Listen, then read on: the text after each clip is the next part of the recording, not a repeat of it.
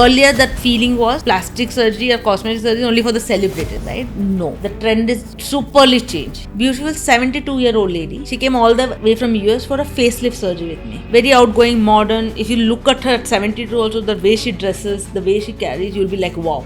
Perfection. A celebrity who looks perfect. Yes. Everything is perfect. What is your thought on that?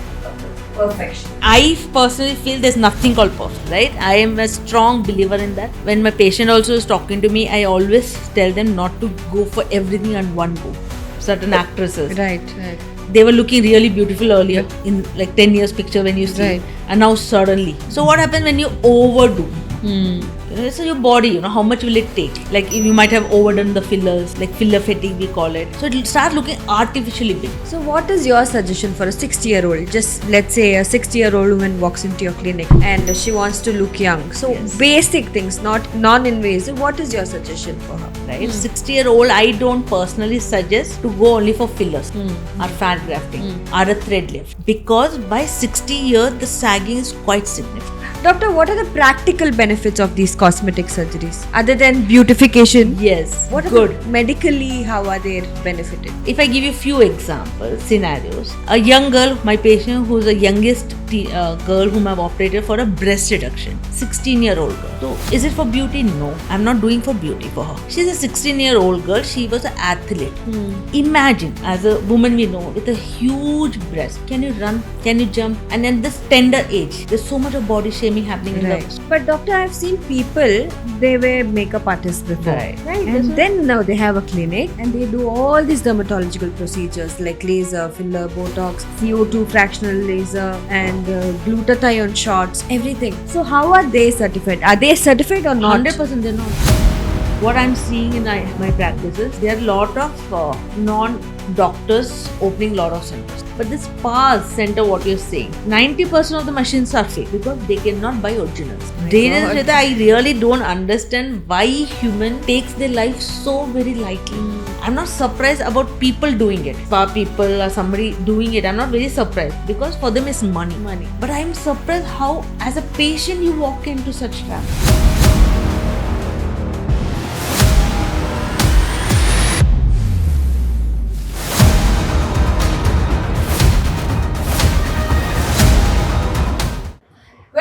Yet another episode of Nothing But Truth with Dr. Pinky Devi Ayyappan. Today we are going to expose truths about trending cosmetic surgeries, costs and other things. So welcome, doctor. Thank you, Shweta. So doctor, I have a lot of doubts and questions regarding the trending cosmetic surgeries that's happening around the world.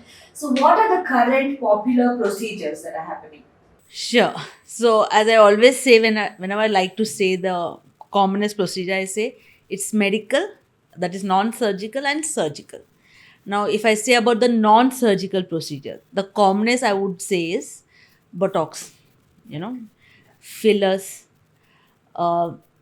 thread lifts, some chemical peels, and laser treatment. So these are the non-surgical top 5 commonest procedure happening worldwide, not only in India.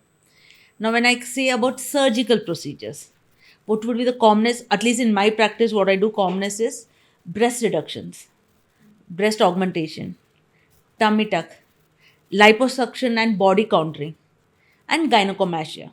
So these would be the commonest surgical procedure. Doctor, what other advancements in technology other than Botox is now trending? Sure. So mainly what we see is the laser treatments, the advancement. You have the much higher and higher lasers.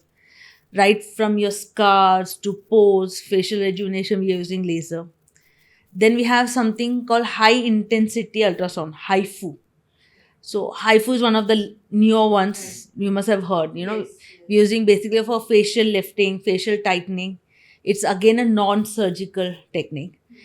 Then in liposuction, a body contouring, we have so many new machines, right? You must have heard about Vaser. Right? We have radio frequency liposuction machines. Then infrared, J plasma. So these are all the advanced techniques. More than techniques, I would say advanced machine equipments. Liposuction is it's been happening over decades now. But every year, every 2 years, a new machine comes in liposuction to give a better result of liposuction. And also reduce the time of the procedure. More than time of the procedure, the fatigue of the doctor reduces drastically. Secondly, we are able to give something called high definition liposuction. With traditional techniques, sometimes we cannot give high definition, like giving a six pack or a body sculpture. It's in trend. Everybody wants a six pack. So for those, we need that kind of advanced machine. So these are some of the latest technology. Then in hair transplant, we have robotic hair transplantation, where a robot will help you in the procedure. So that is one of the newer ones. Now, when we have done liposuction or without liposuction, when we want skin tightening, we have some machines for that, where the heat is generated by the machine and it is giving heat to your skin and it gets tightened, or there's a lift happening. There are a lot of machines today. So similarly, the advancement is mainly the techniques are same, but the equipments have been changing and newer technologies are helping us for a better result. So how common is plastic surgery, do you think, these days? Shweta, plastic surgery, or I would say cosmetic surgery, people want to understand as cosmetic surgery. When we say plastic surgery, most of the time people don't understand. Plastic surgery to them is skin grafting, burns treatment, that comes as plastic surgery for them. But cosmetic surgery is a part of plastic surgery. It's very, very common, I would say. In my practice, I have very normal patient. It's not like they come from a film industry or they come from a high end. They're all regular. Some people are just normal housewives. Some are just doing their IT jobs, regular jobs. They're not into modeling, fashion, nothing. Earlier, that feeling was plastic surgery or cosmetic surgery only for the celebrities. Right? No. The trend is superly changed. Sometimes the kind of patient walk into my center really surprises me. And I feel very happy. Yes, now we are advanced. Because those patients, when you look at them, they're a simple. I had a couple, very simple Tamilian couple. Looking at them, you don't even feel that they would want it. But she came for a thigh countering, breast augmentation, fat grafting. So it is so very common. It's not No. taboo anymore, right? I would not say it's not a taboo again, Shweta. I mean, at least it's reduced now. No, what has happened now, the thing is, suppose you want it, you are willing to come and get it done. But you're not ready to reveal. So still a taboo. Because you're scared what will people talk. But when it comes to celebrities or influencers, it's not a taboo because now everything has been shared on social media. They're coming into open. Yeah, they're revealing it. I got this done. I got a rhinoplasty. I got Botox. Correct. So it's slowly the trend is changing. But if you see, sure. But even if celebrities, Shweta, if you see, the celebrities are more open about non-surgical. Oh, I got a Botox, I got a hydrofacial, I got a filler, whatever. But how many of them have told I got a tummy tuck? I got a mummy makeover. I got a breast lift. They don't want to. I got a liposuction. I know personally people who got a mommy makeover, tummy tuck, but they act like they work out, they lost weight, all that. But it's so easy to get a mommy makeover now these days. So that's why I was saying taboo is still there, whether celebrity, non-celebrity. Why? People are judgmental. Like I had one, say this beautiful 72-year-old lady. She came all the way from US for a facelift surgery with me. Very outgoing, modern. If you look at her at 72 also, the way she dresses, the way she carries, you'll be like, wow. So before facelift, they had a meeting in Bangalore, get together. So she happily disclosed to them, okay, I'm going for a facelift. And everybody like, why? Why at 72? What is the need? People are so easy, they say at they're very judgmental. So that if it stops, we'll be in safe hand.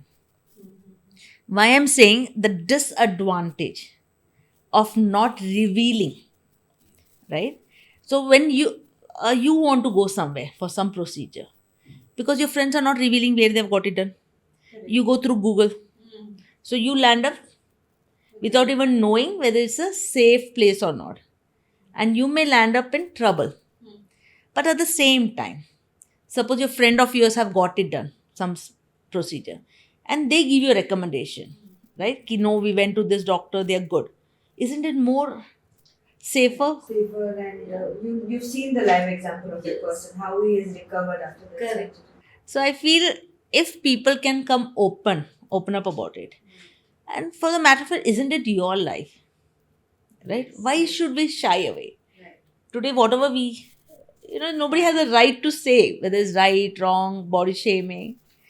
So I think if this taboo or this secrecy goes away. So I keep joking with my family also, if we go to a party somewhere in a common thing, and if my patient happens to see me, they'll not even recognize me. They would want to, I don't know her types. So that, yeah. So, are these treatments and surgeries very expensive, doctor? Can a common man get it done? 100%. A common man can get it done. But what happens in cosmetic surgery, it is not your necessity. It is your desire, right? When it is a necessary surgery, say you had a fracture, you have a heart problem, you'll not think about anything and you'll get it done. When it is only your dream or you want it, then you feel the cost is too much. Right. Right? When it is a necessity, You don't think about the cost, yeah, you don't bother. But when it is only for other purpose, you will always postpone it or you'll feel it's expensive. Now, the expense part, it has to be some amount is involved in it. The reason being, it cannot be done anywhere and everywhere. Right? It has to be a proper medical center. Right? In a clinic, qualified doctor has to be there. The facility, they have to have everything to manage the emergency also. Right? The qualification of doctor matters a lot here. Right? Because you're going to improve something. It's not like you have something less. You want to improve something. So you would not want to take a chance with less qualified or a non-qualified. So all that comes at a cost. Then the products, say Botox, fillers, all these are expensive. The product cost is. Yes, product cost we can't do it. What you all charge. Exactly. The product itself is very Correct. expensive. Now for Botox, if I say a particular amount, patient may feel, oh, it's so expensive. But what can be done?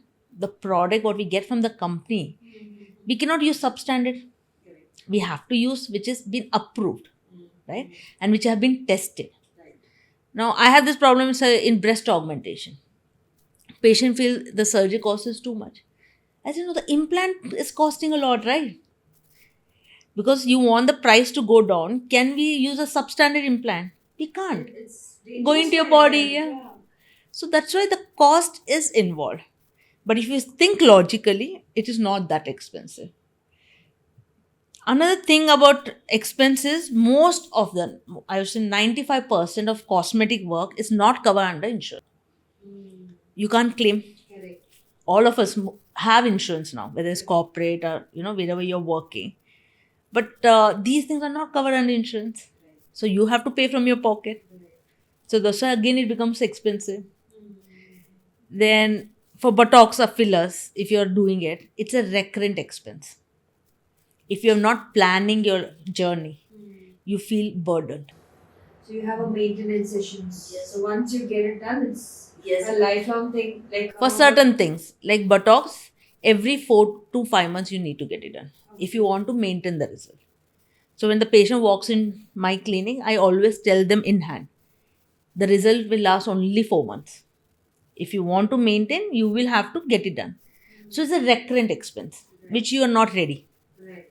Filler once a year. All non-surgical are recurrent expenses.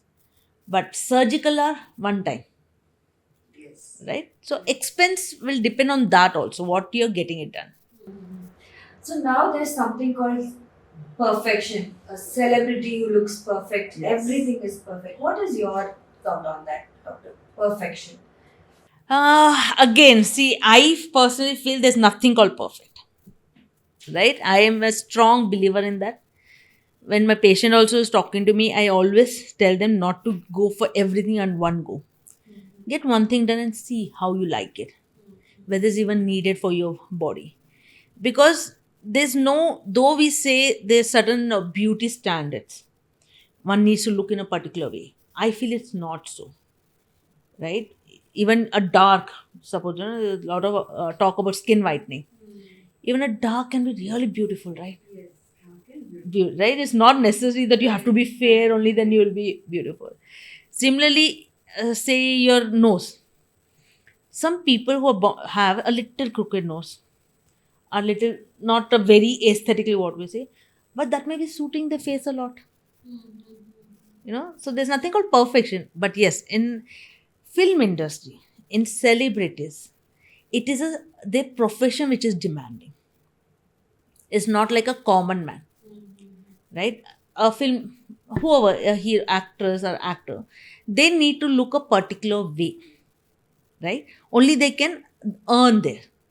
Now you're an influencer, you need to look a particular way, right? You need to dress a particular way. That's why people will see you on. Others, if you're going to show yourself in the worst thing, nobody is going to follow you then. So that is a job demanding. But we need to know when to have a stop on it. The realistic expectations. Yes. So we need When enough is enough. In this celebrity now, if you see, there's a lot of trolling and shaming about certain actresses. Right. They were looking really beautiful earlier, in like 10 years picture when you see, Right. and now suddenly. So what happens when you overdo? It's your body. How much will it take? Like you might have overdone the fillers, like filler fatigue we call it. So it'll start looking artificially big. That is what is happening with the most famous many. I would not like to name, but it is. Yeah. So we need to know Where to draw a line. Yeah. And when you're aging, we say something called aging gracefully. It doesn't mean you don't age at all. At 60, if you're having a face of a 20, it looks very artificial. Yeah. It doesn't go with your body, right? True. The bone structure has changed, Correct. right? So if you're going to try to keep at 60 also, you're trying to put a lot of filler, threads, whatever, and trying to make yourself look like 20. So what is your suggestion for a 60-year-old? Just let's say a 60-year-old woman walks into your clinic and she wants to look young. So Yes. basic things, not non-invasive. What is your suggestion for her? So it now depends from head to toe what she's looking for. Whether it is her face that is bothering her or her body. Like, so in a 60-year-old, I'm talking in perspective, say a female. So she may have a lot of sagging of breast. Abdomen may be very loose. There may be a lot of sagging, maybe due to pregnancy or aging. In such people, surgically, if they enter, they can go for a breast lift or a tummy tuck. And that is one time. You're done. You're done. It's not like, you have to keep repeating it. Now for your face, 60-year-old, if she has sagging, she's a good candidate for surgery. Right? 60-year-old, I don't personally suggest to go only for fillers or fat grafting or a thread lift. Because by 60 years, the sagging is quite significant. So these non-surgical things like fillers, thread lift, all that are for younger age, around 35-40. Okay. So what I would advise is you start this anti-aging or aging gracefully at a much younger age. Not like at 61 fine day you see your, everything is down and you suddenly get awakened. Right. It's difficult from that point. Then surgical would be the only thing. Now this Botox is actually more of preventing. It is not a cure. So by 60, you already have wrinkles. That's not a good age to start Botox. Okay. You should have started by 35-40 so that you can be prevented with the wrinkles. So do you think wrinkles will be prevented when you start Botox early? 100%. That's why Indians are not able to understand that. When I was in Belgium, I was seeing 20-25-year-old girls every 4 months making appointment coming for Botox. Right? Okay. So Botox is not that after all wrinkle comes, you come. True. So when the wrinkles, when you're talking, when you're making an eyebrow, you're raising your eyebrows and wrinkles have started coming. That means that is the time you should start it. Okay. But you have to keep continuing it. To Yes. maintain it, you have to. Yes. every 4 to 6 months you have to keep continuing. Doctor, what are the practical benefits of these cosmetic surgeries? Other than beautification, Yes, what are good. medically, how are they benefited? I'm very happy, Shweta, you asked this question because I know even you, your friend, you must cosmetic come across only for beautification. It is not true. If I give you few examples, scenarios, a young girl, my patient who's the youngest girl whom I've operated for a breast reduction, 16-year-old girl. Okay. So is it for beauty? No, I'm not doing for beauty for her. She's a 16-year-old girl. She was an athlete. Imagine, as a woman we know, with a huge breast, can you run? No. Can you jump? And then this tender age, there's so much of body shaming happening in the schools. Right? And she was a national level athlete. Okay. Right? So how does she work with that big breast? So her parents got her to me. Ki doctor, no, we are ready for breast reduction. I was very surprised because Indians still can't think of surgery at such young age. Right. But that breast reduction surgery has changed her life. She went ahead and she went for international sports also. Wow. She said, no, doctor, this has completely, the weight off her chair, the back pain, everything has gone. Similarly, I say breast reduction when I say it is not a cosmetic procedure. It changes a person's life. It's not only breast changing, I say it's a life transforming surgery. Right? I have a patient who is 46, 48-year-old. So she came, doctor, all my life. She's a thin lady. Only her breast comes forward. Like all her life, she was, people just look at her. Right? What goes on in the society. So that has changed a lot because of that breast reduction surgery. So it's not a cosmetic. Right. Now, suppose in case of rhinoplasty, we may feel it's beautification. No. Many times people have a lot of breathing issue. Right? They have septal deviation, we say, the crooked nose. So in that, when we are doing rhinoplasty, we are relieving them of the breathing issue. Secondly, imagine a face with a completely crooked nose. How much ever we may say, no, beauty doesn't matter. Correct. Isn't it going to bring down the confidence? 100%.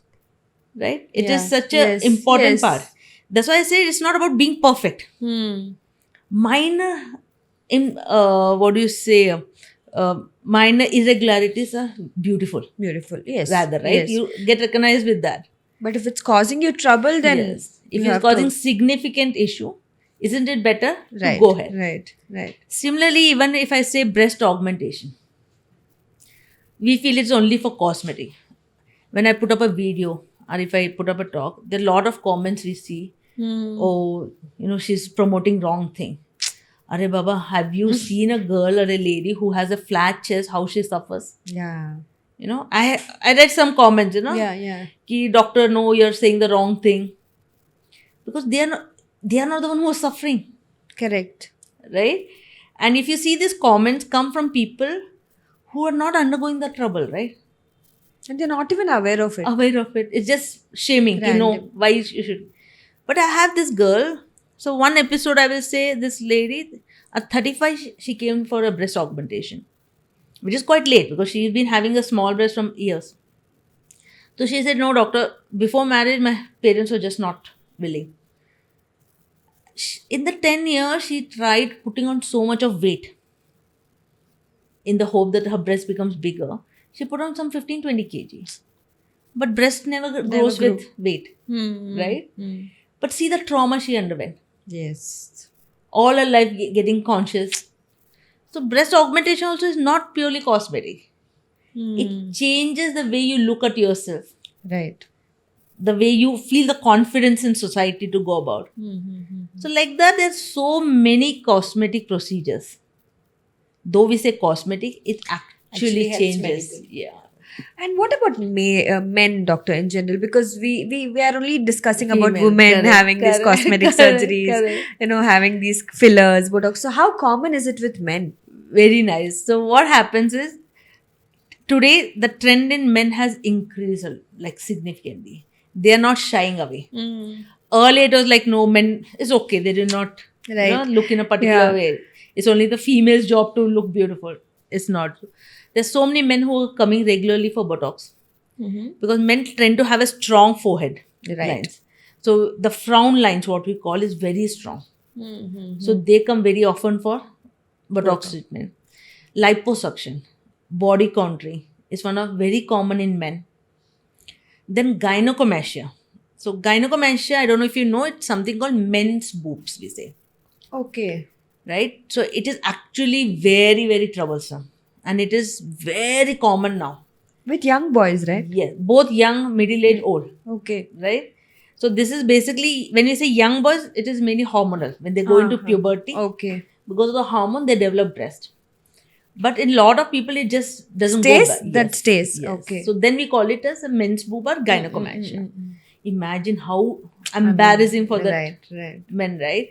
They can't remove it even through the shirt, t-shirt, It can be having a breast kind of feeling. So gynecomastia surgery is a game changer for them. So hair, now men Grafting. balding, right? Hair transplant is one of the commonly done in men. You need not, we're seeing hair loss or balding even at 25, 30 years. It's very common now. I have a patient of mine who's just 23. He's almost fully bald. Imagine the confidence loss. Right. So will you call it a cosmetic? No. Right? Medical. It is It's not. a need. It's need. It's a need. So like that, men also are coming up with lot of surgical procedure now. So, doctor, what are the psychological impacts on mental health? Mental. Yes, Shweta, that's very true. Now there are two ways of looking at psychological impact. One would be a good impact, right? Everything has two sides, right? Right. So psychologically, it can have a good impact, it can have a bad impact. Okay. Now, to begin with, suppose a patient has come to me or anybody, if they're coming in a good mental health, in the sense they have understood what they want and they know the limitation of what they want. They know whether it's achievable and to what extent we can achieve. So when they know all this, they're the ideal candidates. So in such patient, when we are doing a procedure, surgical, non-surgical, the results we get is very good. It really makes a positive impact, right? Because they knew already what they wanted. They knew what was the limitation. So that is a scenario where a person is coming to me with positive mental health, getting a procedure done and eventually getting a positive impact on the mental health. So this is a scenario, we say a best scenario, which all of us would love it. Right. Should Now, have it. Yes, should have it, but it will not. So the other way is a person is in a good mental health. They know what they want. They have come to me or whichever doctor. They have got a procedure done. But sometimes the result is not as expected. You go for a particular thing, but it's life, right? We cannot, how much ever I feel, if my patient is asking me 100% guarantee, it's a red signal for me. I don't touch that patient. I explain to them, there's nothing called 100% in life. We take all the precaution. We do our best. You do your best from your side. You cooperate with everything. Right. But still, things may not go as expected. There will be that 1% cases in every surgeon's life. If there's a surgeon who's telling they never had an issue with any patient, that means they have never operated in life, right? Even the senior most practicing, they don't know. Now, when the result doesn't come as per your expectation, how do you take it? So there will be a category of patient who take it very positively. This is okay, it's a minor deformity, is fine. Or they are willing for a correction. But there will be a few percentage who get really depressed with it. So those are very scary patients. And then they tend to do it more and more and more to make it perfect, which never happens. Never happens. So these are not even never happens, even if they're not trying to do repeatedly. They go into a cycle of depression, right? They go into feeling low about themselves. They feel like ending the life itself. So that is one negative impact which is very scary for any doctor. Suppose I've operated a patient and the patient tomorrow feels depressed and they're saying, no, they want to commit suicide. Imagine the trauma even the doctor will have. It's life we are talking about. Right. But so this were patient who can have bad results and not take properly. But when the beginning is, say, the patient has come with the poor Positive mental mind. health. No, if the patient has come with a poor mental health, Okay. imagine I have operated them and they get a poor result. So you can imagine what would happen to their life, right? Right. So this filtering of mental health is a duty of the surgeon. We have to be extremely careful. And clear Yes. of what they're going to expect. Yes. What is it has what to they're be going to very achieve. clear. To the extent a lot of my patients, when they come for liposuction, I tell them you need 2 to 3 weeks for recovery. They argue with me sometimes. Like, no doctor, that particular doctor, that your advertisements you see, right? That is saying only 2 days recovery, quick recovery. Why are you saying 2 weeks? Because I like to give a practical what Right. is actually going to happen. So when you're prepared, then you do better. So cosmetic can have both positive and negative impact. Positive impact if people have realistic expectation. If they are not striking to have perfection. If they are a person, or it can have a negative impact, especially if you are a person who's bothered about even that 1 asymmetry. So, Shweta, as we were discussing, the positive impact or a negative impact. So, cosmetic surgery can have both positive and negative impact. Now, a positive patient getting a positive result, positive impact. But a lot of times, a person with a negative mental health, we say, that means they're not having a realistic expectation. They're thinking they're too much behind perfection. Right. They may go into something called negative impact, mental health. So they will not be able to take up this. I would not say poor results. I would not say negative results, but it's just they are not happy. So how do you know that, doctor, when they come to you? So what is your, what your agenda to find out whether they are positive? So I would say this is more of a clinical thing. With experience, it comes. There's no set rules. So when we have the first conversation with the patient, so I normally like to hear what the patient has to say first. So if they've come for, say, a nose job, I ask them what is that they don't like in their nose. I normally don't say my assessment first at all. For anything when they come, I say, what do you think? What do you think changes would be better? How do you think, So in that case, when they're talking, we come to know. If they're going to tell me a celebrity's face, okay, doctor, I won't want. I like, no. It's a red signal. Pinky, be careful. So that tells us it's unrealistic. Right.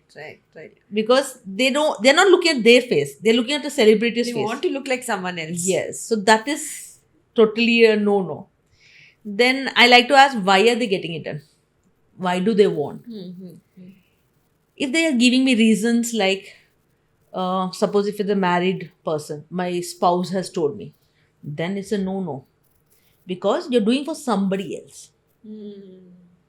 Again, I feel that is not an ideal situation. Right. So today, if your spouse or a life partner, a friend, whatever it may be, if they're telling to change something in you, won't it keep going on? Right. Is there an end to that? No. Right? So that is again gives me a no. It's not an ideal patient. Third thing, what kind of scene they are right now? What stage of their life? I have a lot of patients who would have recently divorced, recently lost a job. So I say they're at the weakest point in their life. Again, that is not a good time. Okay. Or maybe they would think if they do these changes, they'll feel more good or great. Not about good. themselves, They feel right? their life will change. Many a times when they get some procedure done, I don't know, maybe patient may think that they if I do this, I'll be more confident. I'll look more nicer. So that might also be the situation, like after a divorce. Yes. Not only see, it can be, but at that moment, you're not seeing life with proper perspective. you're disturbed. Right. Like you've recently got, not only divorce, anything, when there's a loss of anything, when it is suddenly happening, you're not given time for yourself to adjust to that fact. And then you're projecting everything on that particular procedure. Then it's a big burden for me. Right. And if it doesn't turn Go out by, good, yes. then So more imagine. depression. Right. That is right. So I prefer such patient. I say, okay, we'll do it. Give it some time. I normally delay it for 3 to 6 months. Okay. I don't tell them. I don't, openly. I may not be, because they may feel sad, upset. I said, no, there'll be something or the other. I say, okay, we'll wait at this test or that test. I give them normally 3 to 6 months. Okay. I said, come back. Right? So in that time, they're stabilized a little more. Then it's the ideal time to start the procedure. So like that, when we are coming, now, if I say about breast reduction or a tummy tuck, I get lot of young mothers who have just delivered and they're coming for a procedure. It's a wrong time. Right? Because a lady's body is undergoing a lot of changes post-pregnancy. The changes have not stabilized. Right. And you have a 3-month or a 6-month-old baby. Are you going to take care of the baby or your body? So it's as equal to a delivery, right? Like a C-section delivery. Much more major. Delivery, what happens in C-section, your abdomen is already very loose. So we are just suturing it. In tummy tuck, we are removing all the sagging and making really tight. So ideally, I would tell the mother, finish breastfeeding, wait for 1 year after that. Because when you're lactating, when you're breastfeeding, your body is still undergoing changes. I want the changes to stabilize. So there are 3-4 things about it. One, I get the best results when I wait. Right. Because the body has gone back to its whatever recovery possible. Secondly, family-wise, they are more stable situation. Right. I operate. Okay? So any surgery can have complication. Who's going to take care of the child at home? True. Right? So it is too many things involved at that time. Right. So strictly, I never operate on a recently delivered mothers. One, it's not a right time, even physically, body-wise. Secondly, mental status and family. If a patient comes, I always try to find out what's their family background. Only reason being, will this person who's getting surgery, will he or she be supported in the family? Right. I cannot just operate and send back. I have to make sure they've understood what it takes in the surgery, and following that 1 month recovery, are they having the support from house? Right. That is very important. Yeah. So like this, lot of things when we talk. So when you hear my consultation, I'll have lot of questions. Sometimes a patient will feel, why is doctor asking all this? Then if you're not suppose you're planning for a child, you're married and you're planning for a child, then I suggest them to wait for the childbirth. Because whatever surgical changes I do, it's permanent. Yeah. If I do before the childbirth, the person's body is again changing, the woman's body. Right. Then they'll need it. Right? So they need to complete the family for getting a best result. So like that, there are a lot of steps tells us whether this particular patient, whether first and foremost they need it right now, or whether they're, it will be bad for them. Right. Like Devi had another patient who is on a weight loss journey. Okay. But she has come for a fat grafting of breast. Okay. So you may feel, yeah, what's wrong? But it's a very wrong time. Because she wants to further lose weight. Okay. Right? She's planning to lose another 5 to 7 kgs. So when if I'm doing fat grafting and she's losing weight, it will further, she'll lose the fat. So this procedure is a waste. Right? And the sagging will happen more and more as you lose weight. So I told her, you finish your weight loss, whatever you have thought is the ideal weight, let it stabilize for 4 to 6 months. But that 1 year sounds too difficult for her. Like, doctor, should I really wait? I say, if you want best results, right? My professional advice would be, wait till you finish it. So like that, there are a lot of things. It's not only mental. They may not be in the right time in their life to get a procedure done, which they don't understand. Right. Because as you said, social media, you see The pressure. pressure. So I said, no, wait.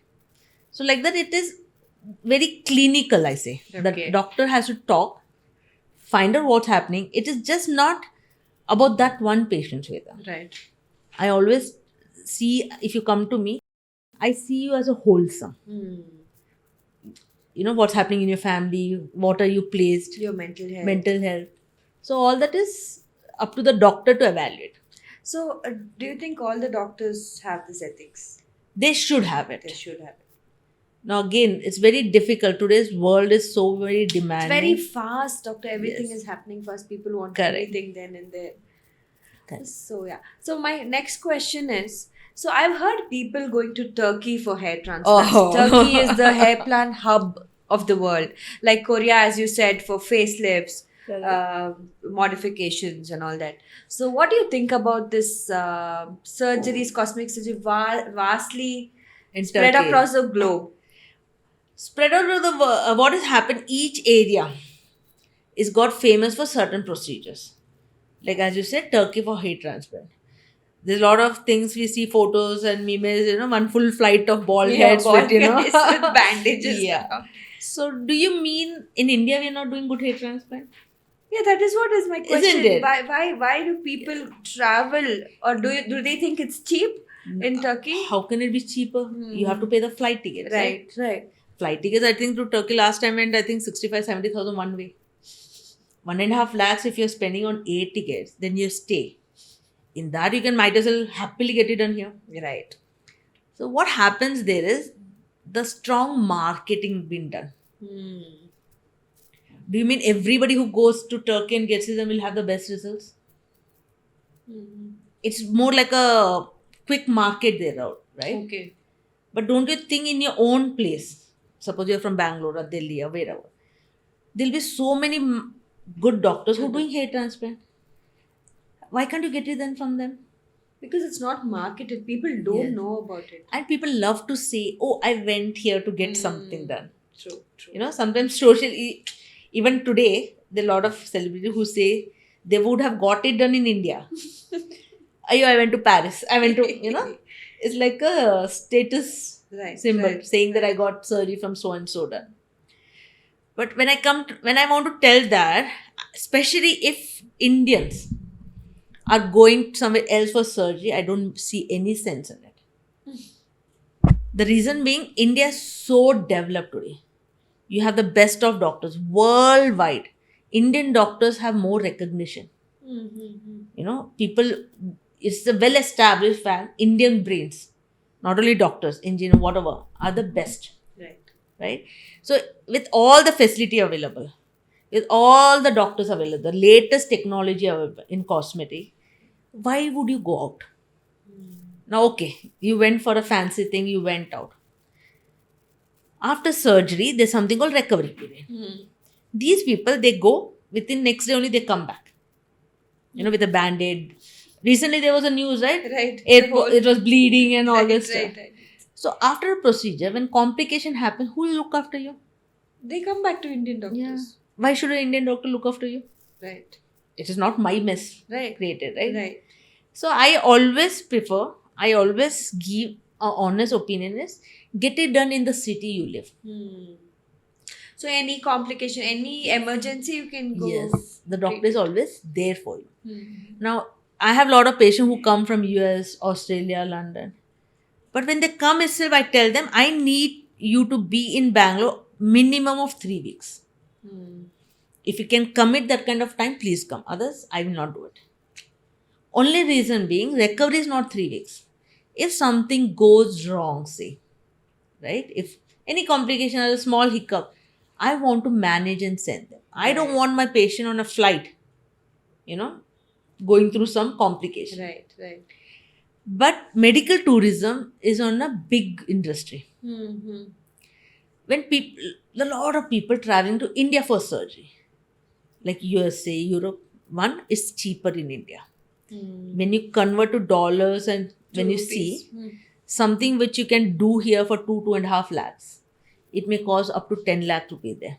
Okay. So what are the common procedures in India that the People others. are coming. So cosmetic surgery, they're coming for tummy tuck, liposuction, rhinoplasty, body contouring, breast lift, breast reduction, facelift. Okay. So people are coming here for the surgery. One, we are known now, Indian doctors are known for giving good results. Right. And I feel personally, Indian doctors, we go over and board. We do little extra always. It's there in us. Atiti Devo Bhava type, we really like to take care. Take care, Right? So we give that extra. And thirdly, people like to come for a tour also. No? So people are doing that. They come for a surgery. At the same time, they have a tour here. So, doctor, can you give us any tips on how to select a reputed and a safe doctor for these procedures? Sure. Shweta, today we need to be extremely careful. What I'm seeing in my practices, there are a lot of non-doctors opening a lot of centers. I don't know if you're aware of it. I'm or very, not. very, very aware of it. I'm Very aware. So you can imagine the amount of danger you're putting yourself to, right? So just because a place looks beautiful, aesthetic, posh, need not have a qualified doctor there. It can be run by just some business person Right. who don't know ABCD of medical life. But cosmetic is such a earning field. So everybody wants to start it. Right? So there's certain things which you need to know. If you're going for medical purpose, cosmetic is a medical purpose. You're not going for a spa. You're not going for a head massage or a facial. A lot of people get confused with that. They come here sometimes thinking it's a relaxing center. And no, I said this is a proper medical center, right? So there's certain things you need to know. One, who is the doctor who's going to treat you? Right? And what are the qualification of the doctor? Whether he or she, what are they qualified? Now, there are a lot of misterms. You call doctor to a lot of people, right? Whether it's allopathic, Ayurvedic, homeopathic. Yes. If you wanted to go to allopathic doctor, you should know this. What are the qualifications needed for a cosmetic? Now, as I said, for a plastic surgeon, he or she has to be MBBS, MS, MCH. MCH or DNB. There's a diploma at a national board, we say it's also plastic surgery. So DNB or MCH, that you have to see the qualification. Thirdly, are they registered? How do you know if my degree, suppose I show you my degree, some certificate, you don't know to identify true from false, right? And there's so much of faking when they can make false passports, say. Right. They can't make a false degree certificate. So how do you know if he or she, the doctor, is a genuine doctor? So we have something called, we need to register with a medical council. A state medical council or a national medical council. So in Karnataka, we have Karnataka Medical Council. We call it KMC. We need to register. My MBBS is registered. My general surgery degree is registered. My MCS plastic surgery is registered. Now, advantage of this registration is, if you go to the website of KMC, when you search for my name should appear. Oh. Right? Okay. So others are not registered. Okay. So now the I say the internet websites are so strong, they have actually eased your work. Right. How do you find? So that is one way to know whether we are registered. Now, thirdly, we have lot of association. We have All India Plastic Surgery Association. We have IAPS, like Indian Aesthetic Association of Plastic Surgeons. So all this association, we have CAPRAS, Karnataka Association of Plastic and Reconstructive Surgery. Now these associations are very authentic associations. So if my name is not there, then I am not. I need to register myself in that. So I am a life member of all this organization, what I'm calling you. Right? So when you go to the website, you will see all the registered are members of that association. That you cannot fake. Right. I can fake my certificate. I cannot fake my membership in that association, because you don't get a membership in that without they verifying you. Okay. If I had to be a member of All India Association or whatever I'm telling you, two other doctors who are already member have to nominate me, or they have to sign my paper saying that they know me. They need to suggest me. So you're not becoming a member just because of your degree. They check that whether some people know you, the other doctor knows you. So that is other way to know this is a genuine doctor. Now the center has to be registered with KPME. In Karnataka, we have a Karnataka Private Medical Education Association. So my center is already registered here. So there is these things. If you check, but how many of us check that? Right? Right. So all this certificate, if you go to a clinic, if you come to my clinic, you must have seen already outside in my center. Yes. All the certificates are displayed. Right. There's no hide and seek in that. Why should I hide my certificate? I take a pride in it. Yeah. Because I have worked hard so much for those. I've studied. So you need to see whether the certificates are displayed. Actually, there are rules that the doctor's certificate, the registration certificate has to be displayed. It is your right to know who's treating you. Okay. But doctor, I've seen people, they were makeup artists before. Right. And then now they have a clinic and they do all these dermatological procedures like laser, filler, Botox, CO2 fractional laser, and glutathione shots, everything. So how are they certified? Are they certified or not? 100% they're not. That is a sad thing, right? You just see the look and go in. So do they do a course? No, they can't. It's illegal. Then how do they open this? They can't. So when they're opening, they're for paper-wise. Huh. For paperwork, they're showing it's done by a doctor. So they were under this doctor, they learned all this procedure. Not learned. The doctor is doing it. Oh, in the paper they show that the doctor is doing it. You can't. Oh. Others you can't. So tomorrow, if there is sudden raid, if our medical association suddenly gets a awakening call and they go check, they put a raid here, all of them will be behind bars. It's totally illegal, not only unethical. They have no legal standing on it. Okay. But what they get away is because they have paperwork. Many of this, they take some doctors' help. May not be practicing doctors at all. Because practicing doctors, if somebody comes and one of my patient, she came and asked me. She's a post-engineer, she's sitting at home and she wants to open an aesthetic clinic. Doctor, can you teach me Botox and fillers? I'm like, what? Do you even know what you're asking me? No, it has become that common, doctor. Yes. Every other street has a clinic now. So what about so if you invest in those machines, the hydrofacial machine, so still you're not an esthetician or a doctor. How can you be, na? Machine any can buy, Shweta. Just because you bought a car today doesn't mean you can drive it. Right? There's a totally different thing. Right. You may have hundreds of cars at your home. But driving is a different totally. Right. So machines can be bought.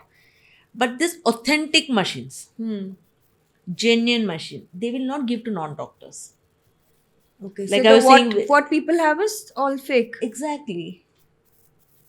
Okay. So I was saying about Vaser machine, right? Vaser machine, if you see, they can't sell to a non-doctor, no? The company's duty also to see who's buying it. Right. At a hospital, they sell it.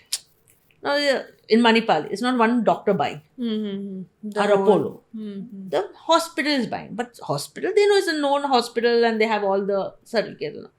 But this spa center, what you're saying, 90% of the machines are fake. Because they cannot buy originals. Shweta, I can not really imagine how this patient also are this spa people are doing fillers. Now fillers, even in the best hands, even doctors who are qualified are scared to do it in many areas. That's why in my practice, I get a lot of patient fillers which other doctors are hesitant to do. Like we say under eye. There are a lot of complication with filler which can be really bad. The entire area can go. People can go blind with filler. Imagine such a thing, you're getting it done from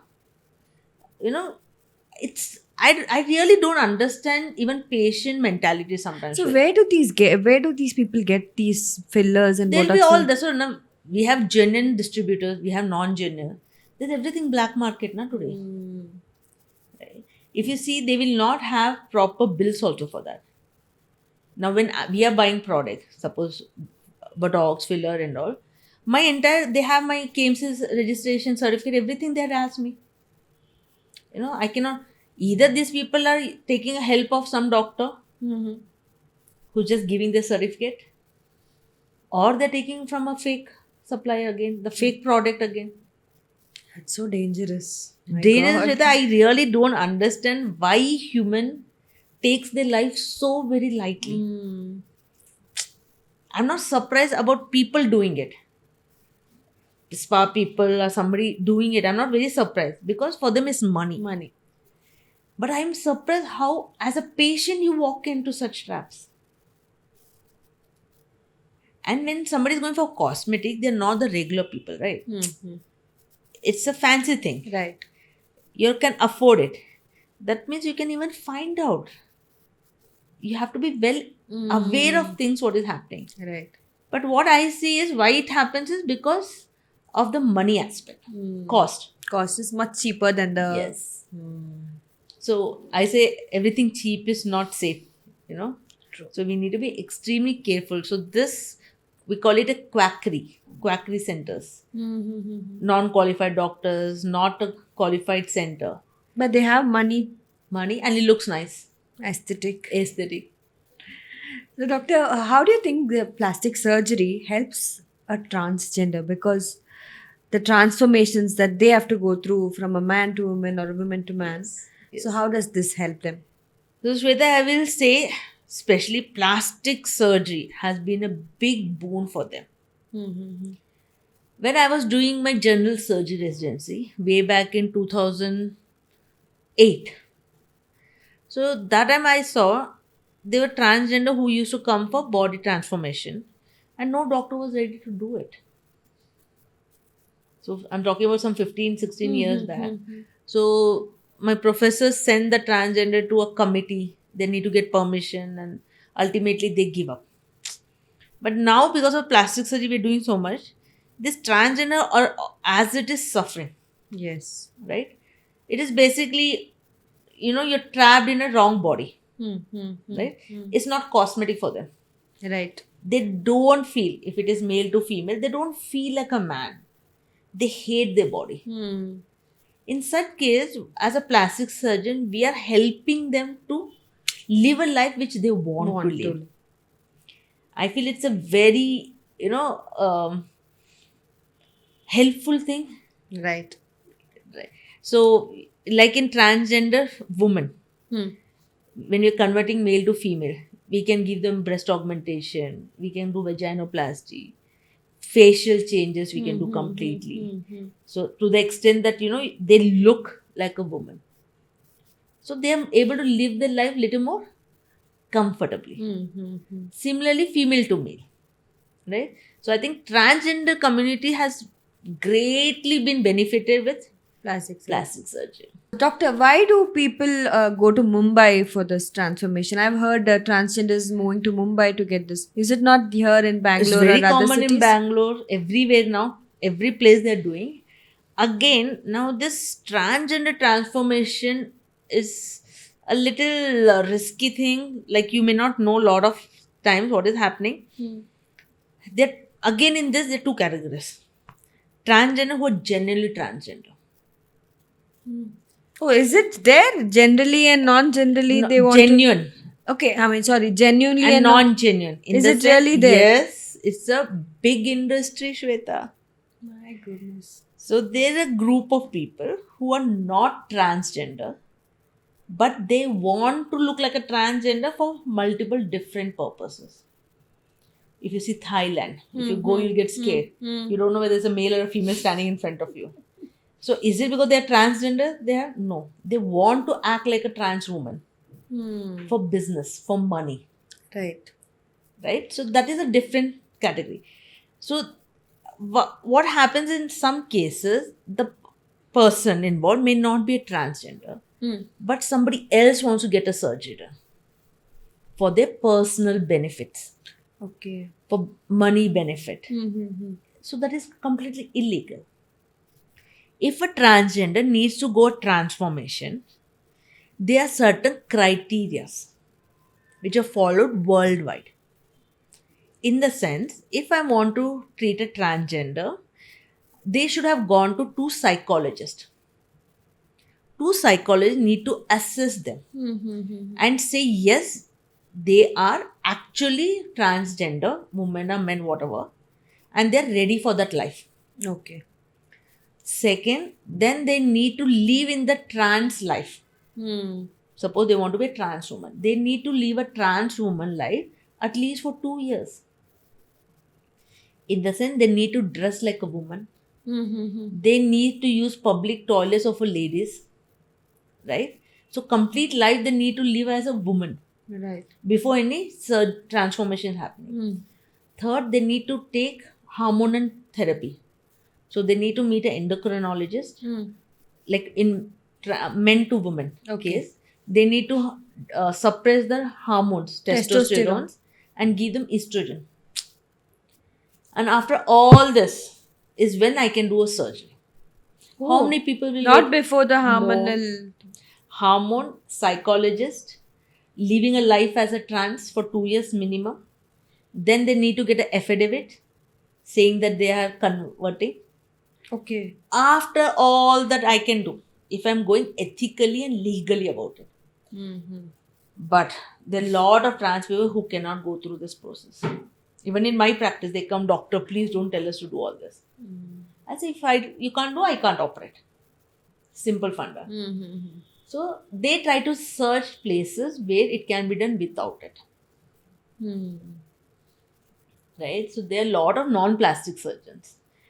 Recently, some news also, na? Some doctor was, not a doctor, some quackisser was caught doing a lot of transgender surgeries. I did read about Yeah, it. so yes. there's, even in Bangalore, somebody was caught. Really? Yeah. So these are places where people are doing without the proper procedure. But actual procedure is this. Yes, actual procedure is this. So what is the percentage you think who follow this? Very few. Because unfortunately, most of the transgender are trapped. They're not educated. Educated and financially also they need to be to do all They're these. not educated. They're not financially well. So they have no other choice. They go into this begging. So that's why I said Mumbai was the hub, right? hub, yes. Maybe because it's more cheaper there and Cheaper. But I don't know. I'm not in a position to say that whether Mumbai doctors are following the rule. But even in Mumbai, any plastic surgeon who's practicing ethically will follow the rules. So according to me, they must be going to non-doctors. There are a lot of non-doctors who are just chopping. It's not called surgery then. It is just mutilating, we call amputating. So that is not surgery. That is not a transformation. right. So maybe that's it. So transgender transformation is a very complicated thing. Oh my God, doctor, this was so insightful. I think I learned so much. I think you all will learn so much from this episode. So thank you so much, doctor, for this insightful conversation. A lot of myths and truths about the cosmetic industry. So stay tuned for the next episode. Thank you, doctor. Thank you, Shweta. Thank you so much.